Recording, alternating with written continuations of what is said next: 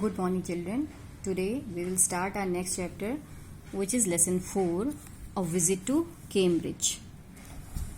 Cambridge is a place in east of England, and there is a very famous university, University of Cambridge. तो आज हम ये chapter start करेंगे. Cambridge पूर्वी England में एक जगह का नाम है और वहाँ पे एक बहुत फेमस यूनिवर्सिटी है, university of Cambridge. Children, this chapter is very lengthy, so we will do this chapter in two parts. First of all, you try to see those pictures given on the front. See this picture and that. Do you find any similarity between these two pictures? Try to see. Yes, both these men are sitting on a wheelchair. If you see, yes, can you recognize this person? Have you ever seen him on television? Yes, he is a world famous scientist, Stephen Hawking. Now he is no more. He passed away on 14th of March 2018. He has done marvelous work on black hole and time travel. He is the writer of A Brief History of Time, which was a best seller ever. मतलब इन्होंने एक किताब लिखी थी जिसका नाम था brief history of time, और जो कि करोड़ों लाखों करोड़ों की प्रतियों में बिकी थी. ऐसी किताब जो लाखों करोड़ों में बिकती है उसको हम बेस्ट सेलर बोलते हैं. तो ये स्टीफन हॉकिंग हैं जो कि एक बहुत ही नामी गिरामी साइंटिस्टों में से एक थे. इनको आइजैक न्यूटन का उत्तराधिकारी मानते. न्यूटन का नाम तो आप सभी ने सुना है, who gave the theory of gravity, principle of gravity. और जो स्टीफन हॉकिंग है इन्होंने ब्लैक होल के बारे में बहुत काम किया और टाइम ट्रैवल के बारे में भी इन्होंने काफ़ी अच्छा काम किया है. तो लेकिन ये जो आदमी थे, और ये इनको भी समझ लीजिए, ये फिरदौस कांगा हैं. ये बहुत फेमस राइटर और पत्रकार हैं. ये पहले मुंबई में रहते थे, अब ये भी यूके में ही रहते हैं, यूनाइटेड किंगडम में. तो इनकी जो मुलाकात स्टीफन हॉकिंग से हुई कैम्ब्रिज में, उस बारे में ये इन्होंने लिखी हुई है कहानी. इनका नाम है फिरदौस कांगा. इनके साथ भी एक डिसेबिलिटी है, एक अक्षमता है, दिव्यांग हैं ये. और इनके साथ भी एक डिसेबिलिटी है, अक्षमता है, ये भी दिव्यांग थे. लेकिन दिव्यांग होते हुए भी इन लोगों ने अपने अपने क्षेत्रों में इतना ऊंचा काम किया है कि जो जिसके हाथ पैर सब सलामत हैं वो भी इतना नाम नहीं कमा पाते. तो ये हमारे लिए एक इंस्पिरेशनल चैप्टर है. इसको चलिए शुरू करते हैं. आधा हम इस पार्ट में करेंगे और आधा दूसरे पार्ट में. So let's start.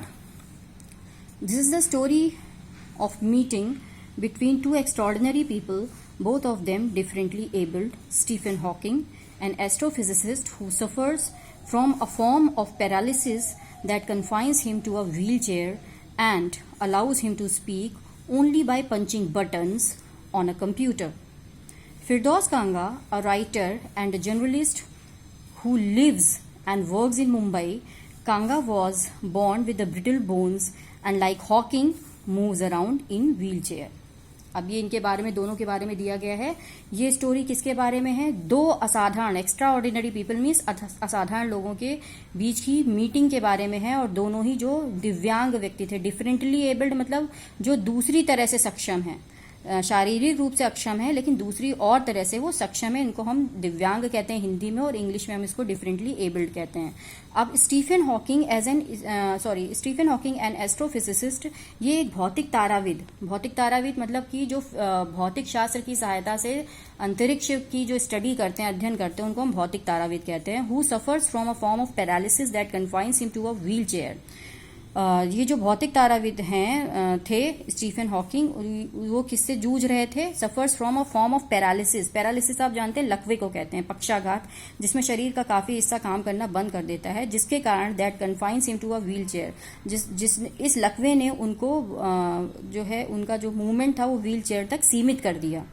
And allows him to speak only by punching buttons on a computer. ये बोलने में भी सक्षम नहीं थे, और इनकी जो व्हील चेयर थी इसमें कंप्यूटर बटन्स लगे रहते थे. उनको पंच करके दबा के जब ये दबाते थे तो एक उसमें वॉइस सिंथेसाइजर था, उसकी द्वारा जो आवाज़ निकलती थी तो लोग उसको समझने की कोशिश करते थे. Actually what he is trying to say, वो क्या कहना चाह रहे हैं समझने की कोशिश की जाती थी.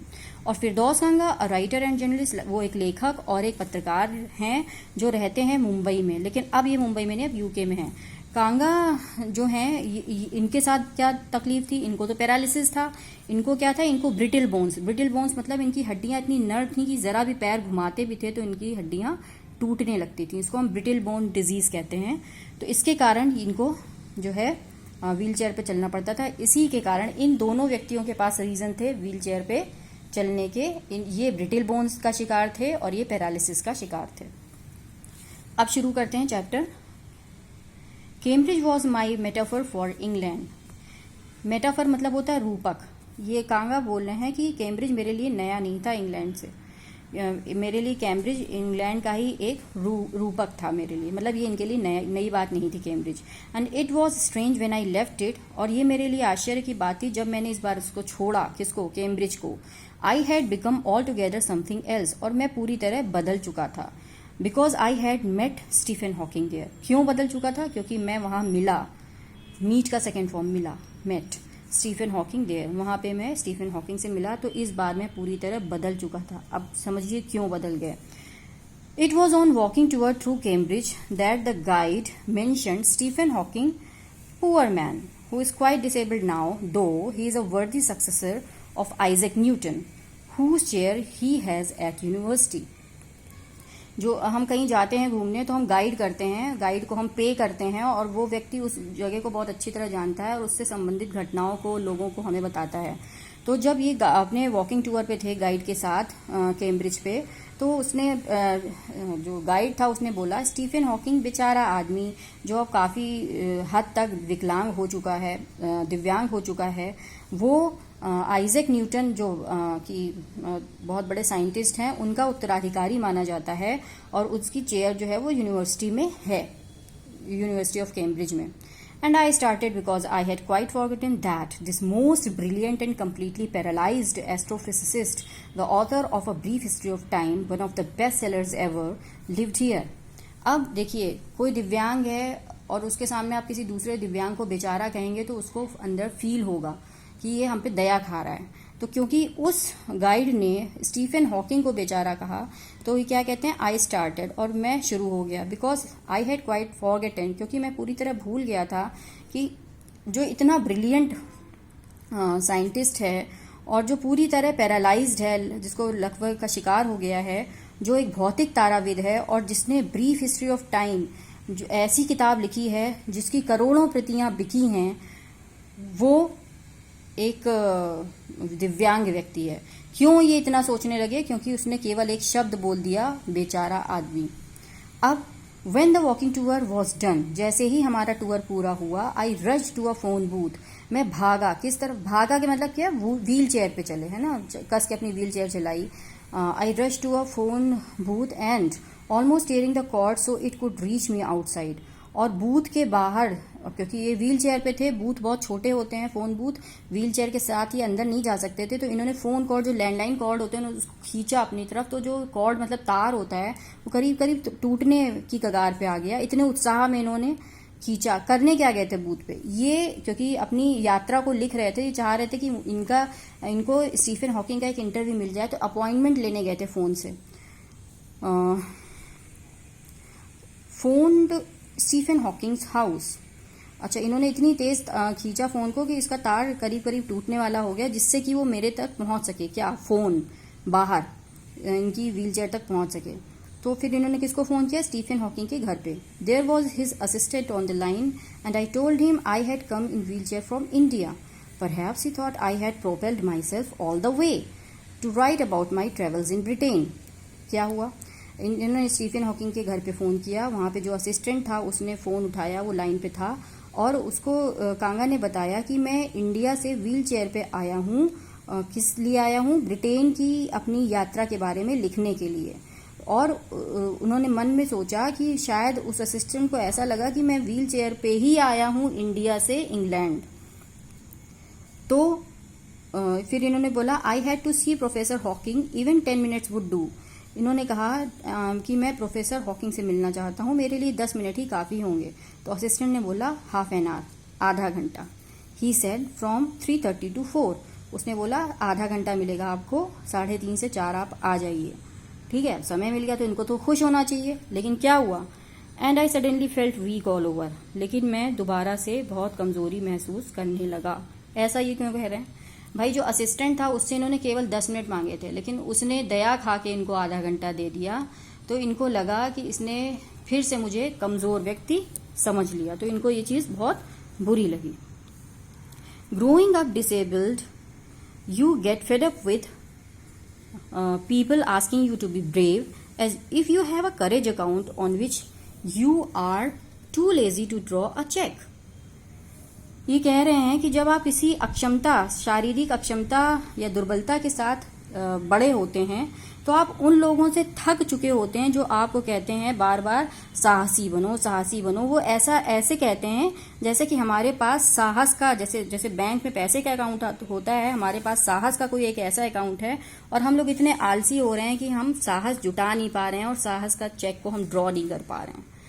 The only thing that makes you stronger is seeing somebody like you achieving something huge. आपको स्ट्रेंथ तब मिलती है, आप तब ज़्यादा मजबूत अपने को महसूस करते हैं जब आप किसी दूसरे को जो कि आपके जैसा ही है देखें और उसने अपने जीवन में कुछ बड़ा अचीव किया हो, प्राप्त किया हो, तो वो आपके लिए प्रेरणा होता है, क्योंकि वो भी अगर आप की तरह अक्षम है और उसने अपने जीवन में कुछ बड़ा किया है, तब वो आपके लिए प्रेरणा होता है। लोगों के केवल ये कहने से कि नहीं तुम साहसी बनो, साहसी बनो, आपको साहस नहीं मिलता। Then you know how much is possible and you reach out further than you ever thought you could. तब आपको पता चलता है, सामने वाला व्यक्ति भी अगर आपकी जैसा ही है और उसने अपने जीवन में बहुत कुछ हासिल कर लिया, तब आपको पता चलता है कि आप जो सोचते थे कि ये आपकी सीमा है, आप उससे भी बढ़कर और कुछ कर सकते हैं। I haven't been brave. मैं कभी भी मैं हमेशा से बहादुर नहीं था। Said his disembodied voice, computer voice. Disembodied computer voice किसकी होगी? डिसएम्बॉडीड मतलब टूटी फूटी। कंप्यूटर की आवाज़, कंप्यूटर की आवाज़ किसकी निकलेगी? इनकी निकलेगी। That means the interview has been started. अभी स्टार्ट हो चुका है इंटरव्यू, यानी ये पहुंच चुके हैं। दोपहर का टाइम है, 3:30 से 4 का, क्योंकि अब स्टीफन हॉकिंग बोल रहे हैं अपनी टूटी फूटी आवाज़ में। द नेक्स्ट आफ्टरनून, दूसरी दोपहर की बात है। I have had no choice, मेरे पास कोई भी चारा दूसरा नहीं था। Surely I wanted to say living creatively with the reality of his disintegrating body was a choice. तो इनको मन में हंसी भी आई कांगा को कि ऐसा व्यक्ति जिसकी बॉडी पहले से टूटी फूटी है, क्या उसके पास कोई और चारा हो सकता है? लेकिन बट आई केप्ट क्वाइट, लेकिन मैं शांत रहा। Because I felt guilty every time I spoke to him forcing him to respond. लेकिन मुझे हर बार अपराध बोध होता था, मुझे ऐसा लगता था कि हर बार जब मैं कुछ पूछता हूँ तो जैसे मैं उनके साथ ज़बरदस्ती करता हूँ जवाब देने के लिए, और उनके लिए जवाब देना बहुत भारी था। There he was tapping the little switch in his hand, trying to find the words on his computer with the only bit of movement left to him, his long pale fingers.